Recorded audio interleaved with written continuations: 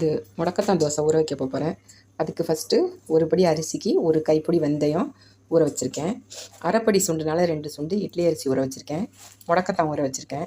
First வெந்தயத்தை வந்து உளுந்து அரைக்கிற மாதிரி 6-7 மணி நேரம் ஊறணும். ஃபஸ்ட்டு வெந்தயத்தை உளுந்து அரைக்கிற மாதிரி அரைச்சி எடுத்துக்க போகிறேன். அது பெரிய கிரைண்டராக இருந்தால் முடக்கத்தானையும் அரிசியும் ஒன்றா போடலாம். நம்ம சின்ன கிரைண்டரில் சிக்கிக்குது. அதனால் அரிசி தனியாக அரைச்சி எடுத்துக்கிட்டு அப்புறம் மிக்சியில் வந்து இந்த முடக்கத்தானை அரைச்சி இதில் போட போகிறேன். வெந்தயத்தை வந்து உளுந்து மாதிரி அரைச்சி இந்த அரிசி மாவோடு சேர்ந்து உப்பு போட்டு கலக்கி நம்ம கீரையை அரைச்சி போட வேண்டியது தான்.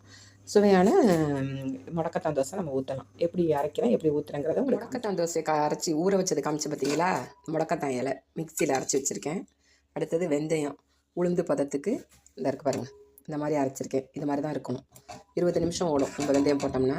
அடுத்தது அரிசி பாருங்கள், தோசைக்கு அரைச்ச மாதிரியே அரைச்சிருக்கேன். தோசைக்கு கொஞ்சம் ரவா பதத்துக்கு அரைப்போம், கொஞ்சோண்டு குறப்பாக அரைப்போம் பார்த்தீங்களா, கொஞ்சம் அந்த மாதிரி அரைச்சிருக்கேன். இது மூணுத்தையும் மிக்ஸ் பண்ணி தேவையான அளவு உப்பு போட்டு இப்போ மாவு கரைக்க போகிறேன். அரைச்சி எடுத்துட்டேன். இப்போ தோசை ஊற்ற போகிறோம். தோசை ஊற்றி இதுக்கு கார சட்னி மிளகாய் பொடி 2 சூப்பராக இருக்கும். சாப்பிடுவோமா? இப்போ வந்து பாருங்கள், முடக்கத்தான் தோசை ஊற்றிருக்கேன். இதுக்கு வந்து கார சட்னி பொடி 2த்தையும் வச்சு சாப்பிட்டோம்னா செம்ம டேஸ்ட்டாக இருக்கும். சாப்பிட்லாமா? வாங்க சாப்பிடுவோம். முடக்கத்தான் தோசை, பட்டை மிளகாய் புளித்துவையல் ரெடி. சாப்பிடுவோமா?